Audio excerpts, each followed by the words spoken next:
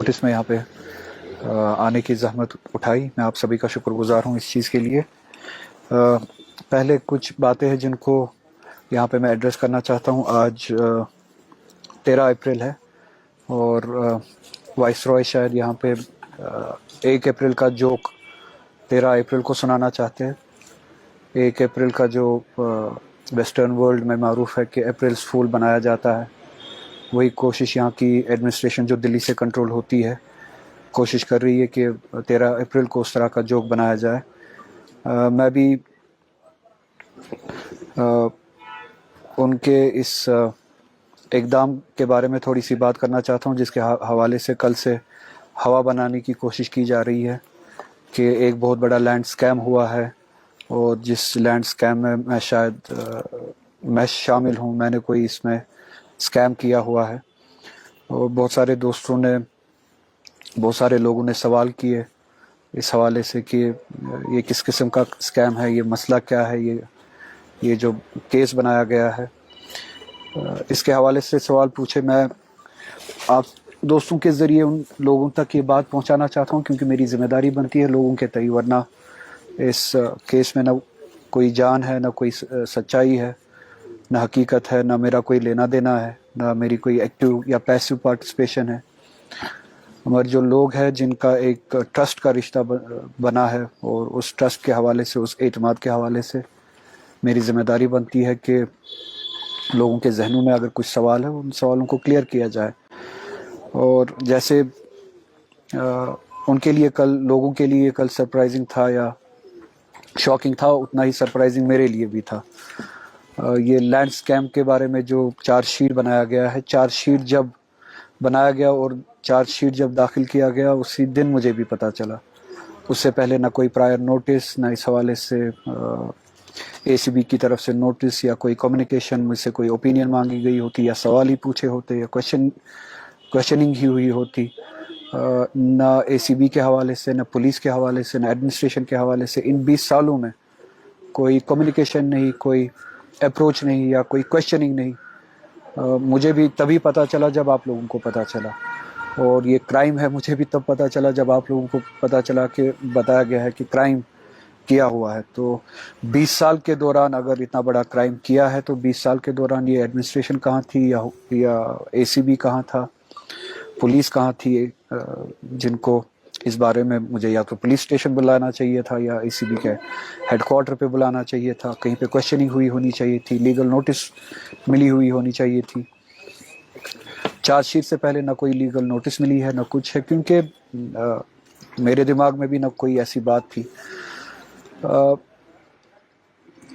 20 साल पहले यहाँ बिमना में लैंड एक्विजिशन की गवर्नमेंट ने, और उस जगह का नाम है दुर्बल। उस जहाँ पे ये लैंड एक्विजिशन हुई वो डल डेवलपर्स की रिहैबिलिटेशन के लिए वहाँ पे कॉलोनी बनाई गई। और ये शायद इक़दाम 2000 की दहाई में पहले सालों में उठाया गया। 2002 के बाद ये इक़दाम उठाया गया और डल डेवलपर्स की उनके रिहैबिलिटेशन के लिए कॉलोनी बनाई गई।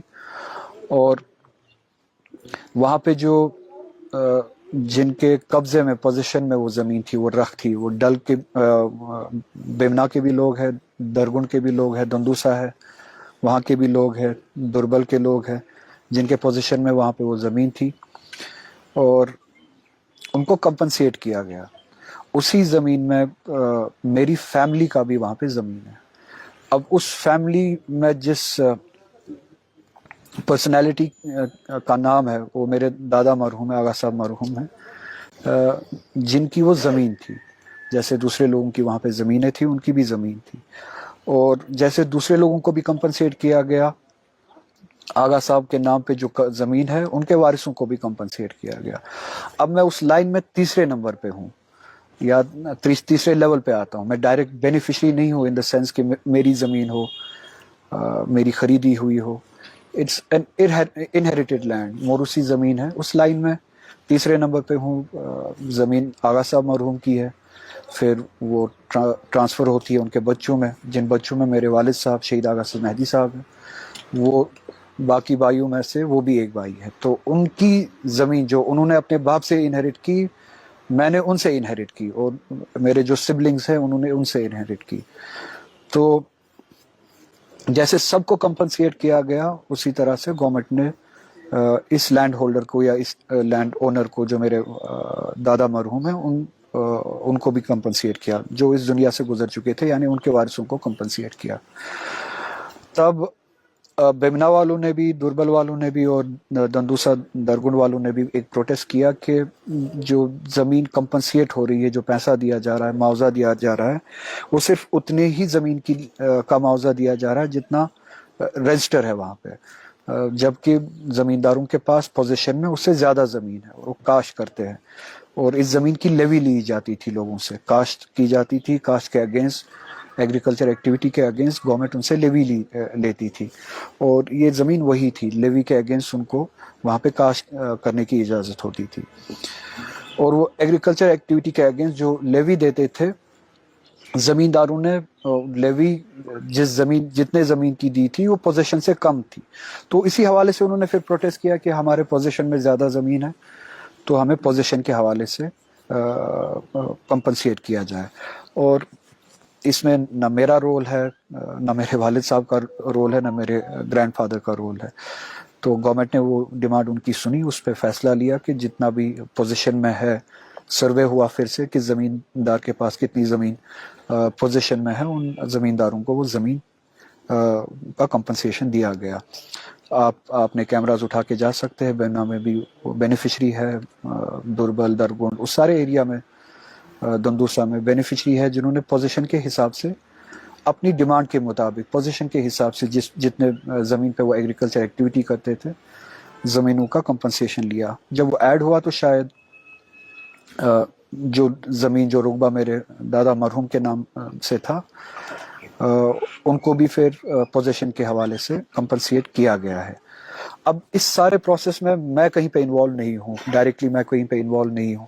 ایز آئی سیڈ, یہ میری زمین نہیں ہے, یہ میراث ہے جو مجھ سے پہلے والی لیول, جو میرے گرینڈ فادر کے بچے ہیں, میرے چاچا ہے, میری پھوفیا ہے, ان میں ڈسٹریبیوٹ ہوتی ہے.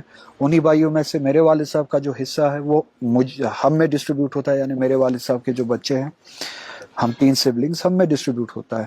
اور ہماری فیملی میں جہاں پہ جو رہتا ہے, جہاں پہ ہم نے گھر بنایا ہے, میرے دادا مرحوم کے بچوں نے جہاں پہ گھر بنائے ہیں, انکلوڈنگ مائی فادر, جہاں پہ میں یہاں پہ رہتا ہوں, جتنی بھی زمین تقسیم ہوئی ہے ابھی تک وہ صرف اتنی ہی ہوئی ہے جہاں پہ ہم نے گھر بنایا ہے. اس سے باہر جتنی بھی آغا صاحب مرحوم کی زمینیں تھی جو ان کے بچوں میں تقسیم ہونی چاہیے تھی, ابھی بھی تقسیم نہیں ہوئی ہے.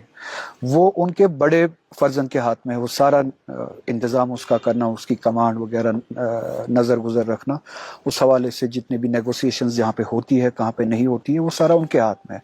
ہمارے ہاتھ میں صرف اتنی ہی زمینیں ہیں جہاں پہ ہم رہتے ہیں, جہاں پہ ہمارے مقام بنے ہوئے ہیں. اس سے باہر ہمارے دادا صاحب مرحوم کی جو زمین ہے ان کا کسٹوڈین ابھی بھی ان کا بڑا فرزند ہے, میرے چاچا ہے.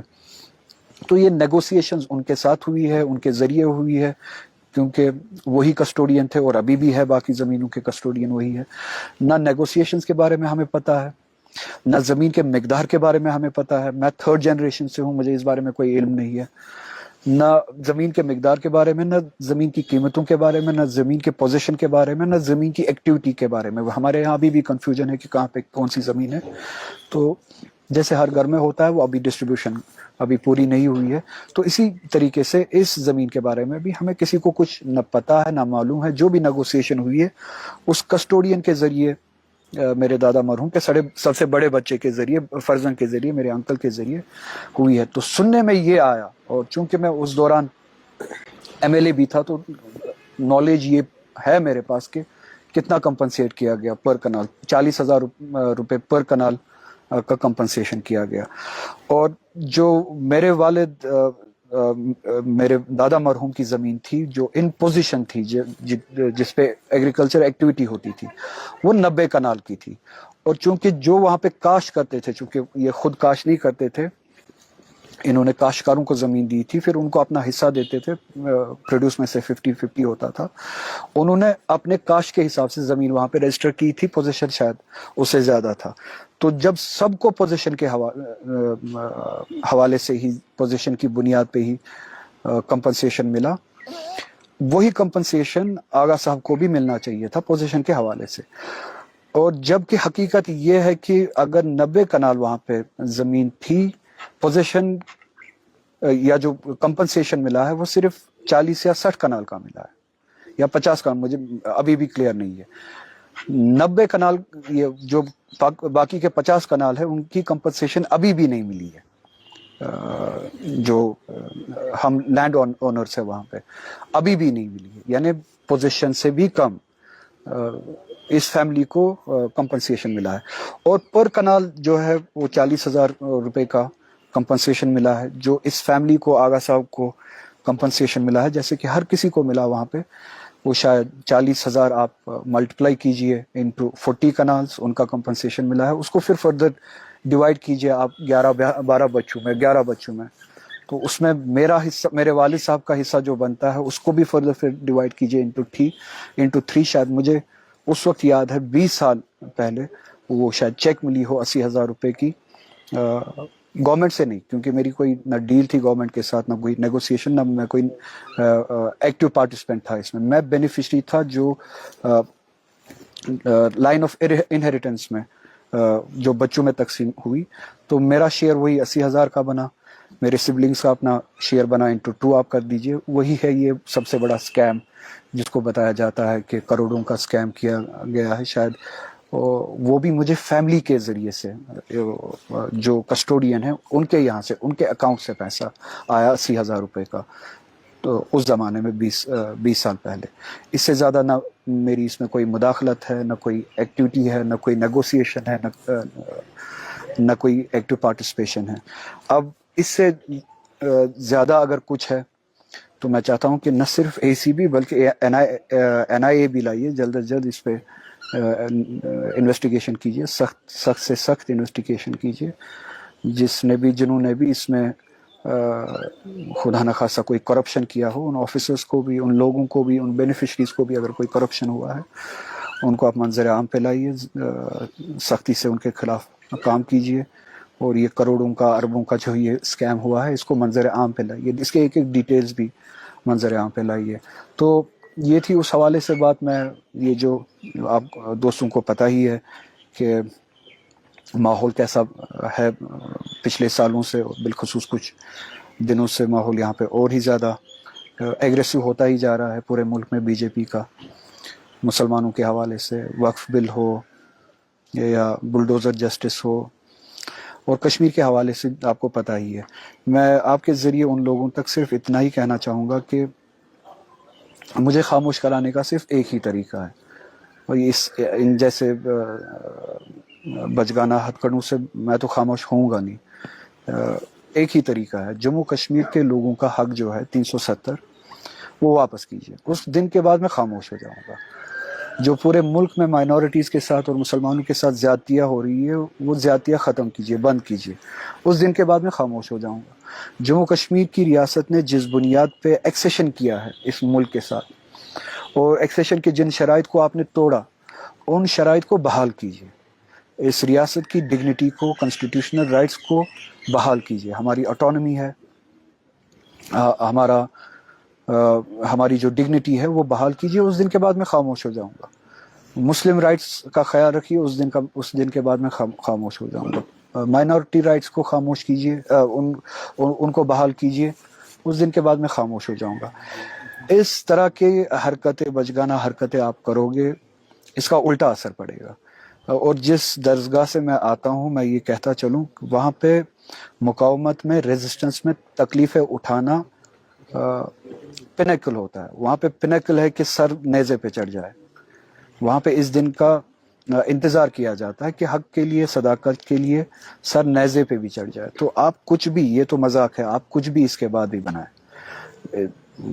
میری ذات ان چیزوں سے خاموش ہو نہیں سکتی ہے, کیونکہ اس درسگاہ میں, جس درسگاہ سے میں سیکھ کے آیا ہوں, جس درسگاہ سے میں بلانگ کرتا ہوں, وہاں پہ سر اٹھنا نیزے پہ, سر حق کے لیے پینیکل ہے, عروج ہے. اور ہم انتظار کر رہے ہوتے, ہم تلاش کر رہے ہوتے اس دن کا.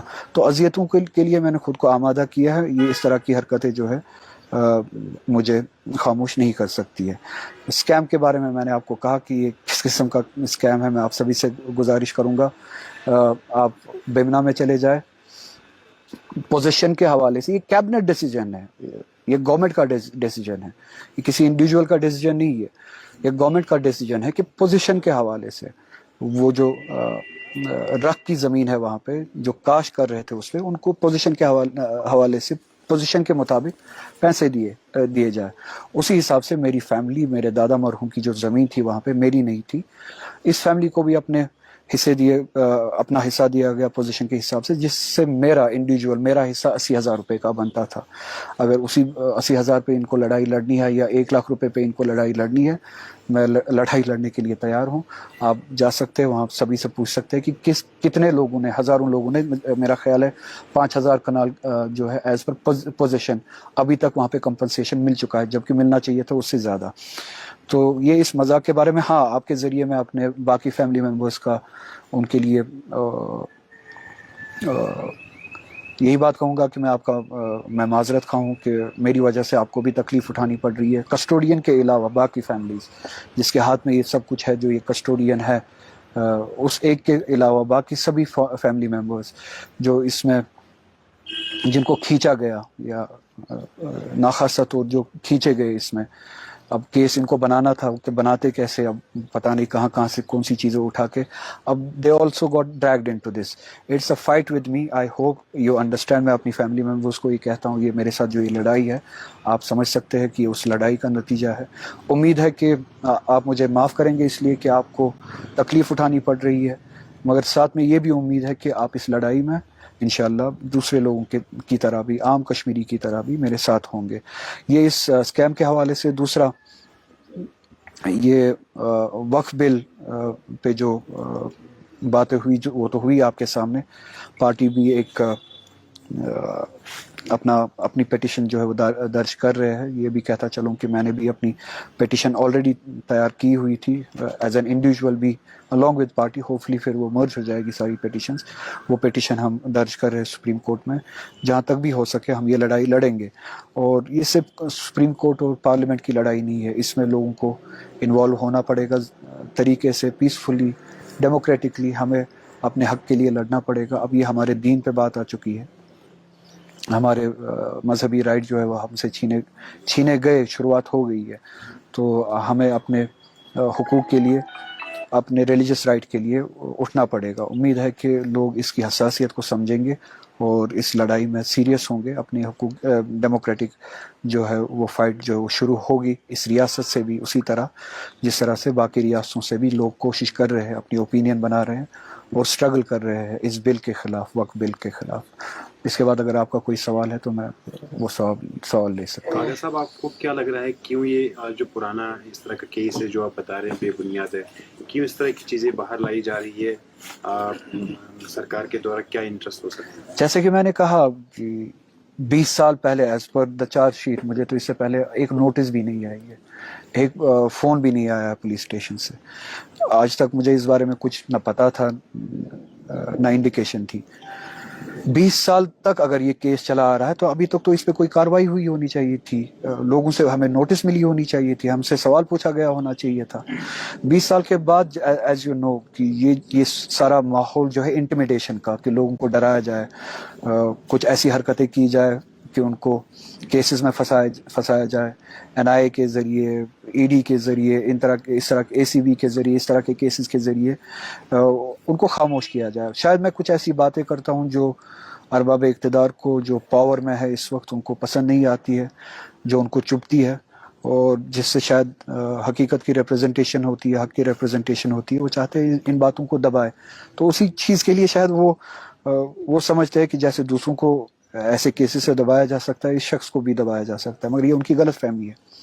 اس سے تو مجھے اور زیادہ مزہ آئے گا یہ لڑائی لڑنے میں. اگر صاحب نیشنل کانفرنس کے آپ قداور نیتا ہیں, یا کہا جا سکتا ہے کہ اسمبلی ودھان سبھا چناؤ جو ہوئے تھے تو لوگوں نے کچھ کہہ کر یہ بھی کہا جا سکتا ہے کہ آغا روح اللہ کو ووٹ دیے. کیا نیشنل کانفرنس نے کل سے, جب سے یہ ACB والا معاملہ سامنے آیا, آپ سے کوئی وارتالاب کیا کیونکہ ابھی تک پارٹی کا اسٹینڈ آپ کو لے کر، آپ نیتا بھی ہیں نیشنل کانفرنس کے، اسٹینڈ کلیئر نہیں ہے، کوئی بھی یا کہہ سکتے کلیئرفیکیشن ان کی طرف سے یا پارٹی کی طرف سے ابھی تک نہیں آئی. کلیریفیکیشن ان کی طرف سے نہیں آئی، مجھے نہیں پتا، ان کو دینی بھی نہیں تھی جب تک کہ وہ مجھ سے بات نہ کرتے.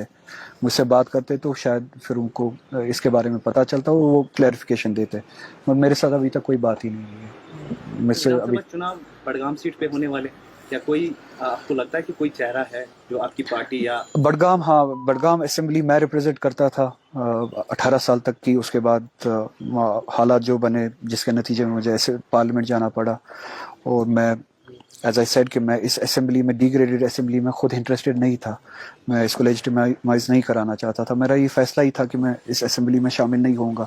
اور جو بھی پھر حالات بنے، مجھے کہا گیا کہ آپ پارلیمنٹ چلے جائیں. میں پارلیمنٹ گیا. اس کے بعد جب الیکشنز ہوئے یہاں پہ یہ فیصلہ ہوا کہ پارٹی کا وائس پریزیڈنٹ یہاں سے الیکشن لڑے گا، اور لوگوں نے سر آنکھوں پہ بٹھایا اس فیصلے کو، ووٹ دیے. جہاں جیسے آپ نے کہا کہ دوسری جگہوں پہ بھی میری گزارش کا احترام رکھا گیا، اسی طرح سے لوگوں نے یہاں پہ میری بات کا، میں ان کا شکر گزار ہوں، انہوں نے احترام رکھا میری گزارش کا. تو بہت ہی اچھے مارجن سے، بہت ہی زیادہ ووٹ سے انہوں نے یہاں سے کامیابی حاصل کی. تب لوگوں نے یہ نہیں دیکھا کہ باہر سے ہے یا لوکل ہے یا جو بھی ہے، ہر کسی کا حق ہے کہ کہیں سے بھی الیکشن لڑ سکتا ہے، اور لوگوں نے بھی ویلکم کیا. اور اس کے بعد یہ سیٹ خالی کی گئی. اب لوگ، جہاں تک میری انٹریکشن ہے لوگوں کے ساتھ، لوگ چاہتے ہیں کہ ٹھیک ہے، تب وہ فیصلہ کیا گیا، ہم نے اس کا بھی استقبال کیا. اب ہمارا بھی شوق ہے کہ اب اگر انہوں نے یہ سیٹ چھوڑی تو بڈگام سے کوئی بڈگام کا ہی شخص جو ہے ریپرزینٹ کرے. اور میں ان کی اس ڈیمانڈ کو صحیح سمجھتا ہوں، ان کی اس ایسپریشن کو صحیح سمجھتا ہوں. انشاءاللہ جو بھی فیصلہ ہوگا، بڈگام کے لوگوں کو حق ہے کہ ان کا کوئی شخص ان کی کانسٹیٹوئنسی اس علاقے سے، اس بڈگام سے ہی کوئی بڈگام کانسٹیٹوئنسی کو ریپرزینٹ کرے. اگر صاحب جس طرح سے حالات بن رہے ہیں ابھی، کیا آپ کو لگتا ہے آنے والا جو چناؤ ہوگا، جس طرح سے ابھی لوگوں میں نیشنل کانفرنس کے تئیں ناراضگی ہے، کیا آپ کو لگتا ہے آنے والے اسمبلی انتخابات جو یہاں پر بائی الیکشن ہونے والے ہیں ان میں نیشنل کانفرنس کو نقصان ہو سکتا ہے؟ دیکھیے، میں الیکشنز کی بات نہیں کروں گا. نیشنل کانفرنس کو ہم سبھی کو اوور آل الیکشنز کی بات نہیں ہے. We should not be election centric کہ الیکشن کے حوالے سے دیکھے کس سے فائدہ ہو کس سے نقصان ہو. ہماری کمٹمنٹ ہے جموں کشمیر کے لوگوں کے تئیں، ان کے ساتھ ایک کمٹمنٹ ہے. الیکشنز ہو یا نہ ہو، ہمیں ان کمٹمنٹس پہ پورا اترنا چاہیے. سب سے بڑی بات ہے جو سینٹیمنٹل ویلیو ہے پچھلے ووٹ کا جو لوگوں نے دیا، اس سینٹیمنٹ کی قدر کی جائے، اس سینٹیمنٹ کی ریپرزنٹیشن کی جائے، اس مینڈیٹ کا اسی طرح سے ریپرزینٹ کیا، اس مینڈیٹ کو وہی لینگویج دی جائے جو لوگوں نے چاہا پچھلے الیکشن میں، جس ووٹ کے ذریعے ایکسپریس کیا وہی ایکسپریشن ہو.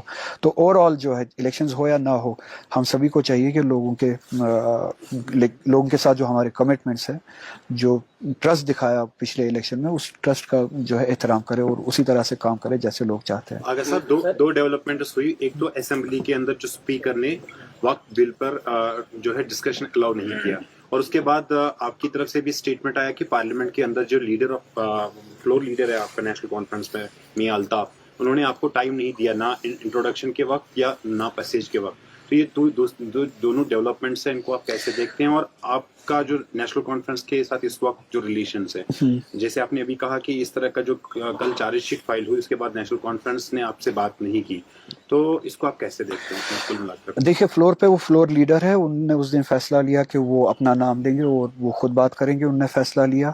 اس کے بعد اسپیکر ٹائم دے سکتا تھا، 2 ہی منٹ کیوں نہ دیتا، دے سکتا تھا، نہیں دیا. تو میں یہ کہوں گا اسپیکر نے ٹائم نہیں دیا. ہاں، اس کی وجہ یہ بنی کہ فلور لیڈر نے ڈیسیژن لیا کہ وہ خود یہ جو اس پہ بات کرے. ریزولیشن کے حوالے سے میں نے کچھ دوستوں سے جموں میں بھی بات کی کہ ریزولیشن آنا چاہیے تھا، کیوں نہیں آیا مجھے ابھی بھی سمجھ میں نہیں آ رہا. اس پہ ڈسکشن کیوں نہیں ہوا، اس پہ ووٹنگ کیوں نہیں ہوئی. سب جوڈس اگر ہوتا بھی پھر بھی ریزولیشن لانے میں کوئی پرابلم ہی نہیں ہے، کیونکہ ریزولیشن اوپینین ایکسپریس کرتا ہے، یہ ایک پولیٹیکل اوپینین ہے.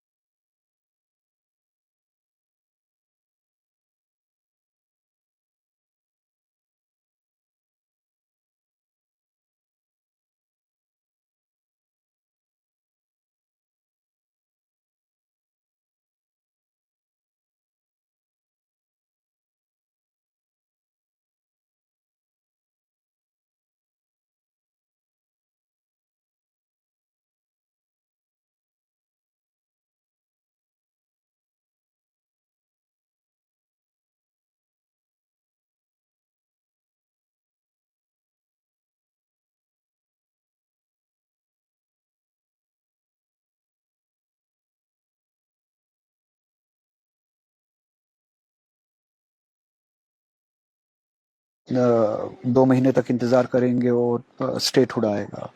फिर लगा इन्हें कि मैं कहूँगा कि हमें बजट सेशन तक इंतज़ार करेंगे, शायद बजट सेशन में बिल आ रही है पार्लियामेंट ऑफ इंडिया में और उसी में शायद स्टेट हुड को रेस्टोर करेंगे।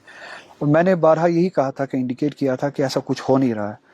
आप बजाय इसके कि उन पे भरोसा करें, उनकी बातों पे भरोसा करें, बेहतर ये होगा कि हमें लोगों ने जो काम दिया है हम वही काम करें। उनके इंतज़ार में बैठ के आप लोगों से दूर हो रहे हैं। तो मेरी यही बात है कि we should have all went, हमें जाना चाहिए था, इस गवर्नमेंट को, हम सबको इनके साथ मिलके जाना चाहिए था। हमें सुप्रीम कोर्ट भी जाना चाहिए था। ठीक है, सुप्रीम कोर्ट जाने से कुछ प्रॉब्लम्स भी हो सकती है, मैं अंडरस्टैंड करता हूँ। सुप्रीम कोर्ट बैठेगी आपकी केस पे 2 साल तक, फिर वो उस पर हेयरिंग नहीं करेगी, फिर आप क्या कर सकते हैं? ठीक है, वो एक प्रॉब्लम है सुप्रीम कोर्ट जाने में। और आप साथ साथ पॉलिटिकली भी मोबिलाइज कर सकते थे, यहाँ पे भी लोगों को मोबिलाइज कर सकते थे पीसफुली। और हमारे 50 MLAs कम से कम ऐसे हैं जो इस कॉज में आपके साथ है, उनको लेके आप प्राइम मिनिस्टर्स ऑफिस के बाहर भी बैठ सकते हैं, आप होम मिनिस्टर्स ऑफिस के पास बाहर भी बैठ सकते हैं। हम